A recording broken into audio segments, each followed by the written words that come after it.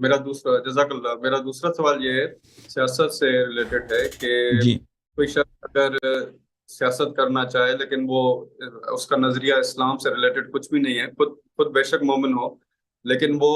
صرف اس لیے کرنا چاہتا ہے کہ لوگوں کی خدمت کرنا، اس کا نظریہ صرف یہی ہے کہ وہ لوگوں کی خدمت کرنا چاہتا ہے، تو کیا وہ سیاست کر سکتا ہے؟ اور کیا ہم جیسے لوگ ایسے آدمی کو ووٹ دے سکتے ہیں حکومت جی میں آنے کے لیے؟ یہ کوئی بھی شخص حکومت میں صرف اس لیے آنا چاہتا ہے کہ وہ خدمت کرے، لیکن وہ جی اسلام کا کوئی نام نہیں لے رہا، کوئی اس طرح کی کوئی بات نہیں کر رہا جیسے یہ تو ولایت عرض فقیہ۔ یہ ہے کہ شیعوں کو اجازت ہے کہ حکومت میں، یعنی سب حکومتیں غیر شرعی ہیں، ٹھیک ہے نا، چاہے وہ کسی بھی ملک کی حکومت ہے، وہ اسلامی حکومت نہیں ہے، نام اسلامی تو رکھتے ہیں کچھ، اسے وہ اسلامی نہیں بنتا نام رکھنے سے۔ شیعوں کو اجازت ہے کہ ان حکومتوں میں کسی بھی عہدے پہ وہ کام کریں، لیکن اس کے شرط، ایک شرط یہ ہے کہ وہ کسی پہ ظلم نہیں کر سکتے، ظلم کرنا حرام ہے، چاہے وہ شیعوں پہ ظلم کی بات ہو یا غیر شیعوں پہ، فرق نہیں کرتا، کرسچن ہے، عیسائی ہے، وہ کسی پہ ظلم نہیں کر سکتے۔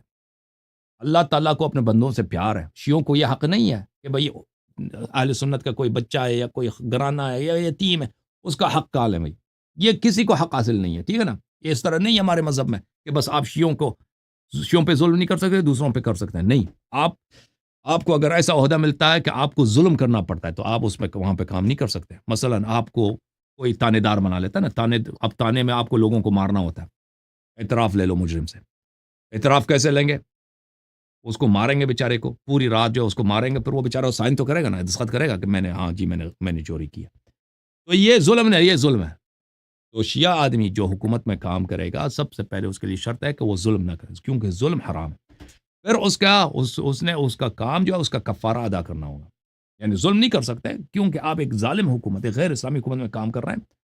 اس کا کفارہ یہ ہے کہ آپ جتنے شیعہ آپ کے پاس آتے ہیں، آپ نے ان کی خدمت کرنی ہے، آپ نے ان کی خدمت کرنی ہے، شیعہ کی خدمت کرنی ہے، ٹھیک ہے، باقی جو لوگوں کو کام کرتے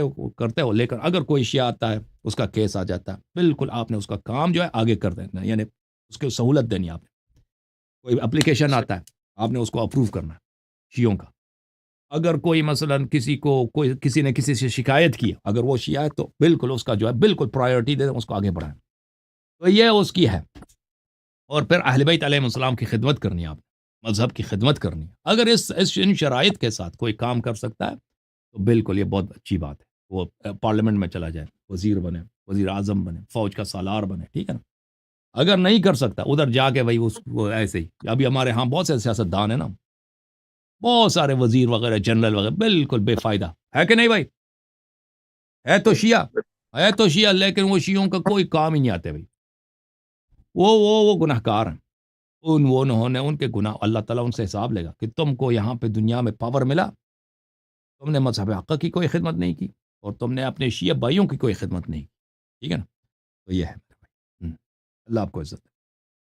بس میری آخری ریکویسٹ ہے آپ سے، جی سر، میری جی سر، ہے نا والدہ محترمہ،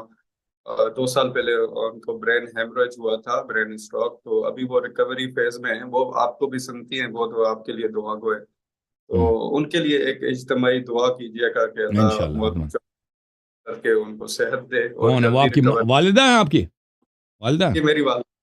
جی۔ پروردگارہ بحق علی اصغر علیہ السلام، بحق امام حسین علیہ السلام، بحق امیر المؤمنین علیہ السلام، بحق پنجتن پاک، یا اللہ صلی علی محمد وآل محمد وعجل لولیک الفرج،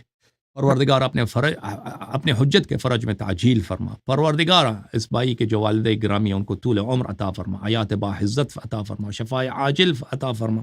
اور ان کے حوائج کو برآورد بخیر فرما۔ اللہ آپ کو عزت دے میرے بھائی، تھینک یو سر، السلام علیکم، اللہ آپ کو عزت، تھینک یو۔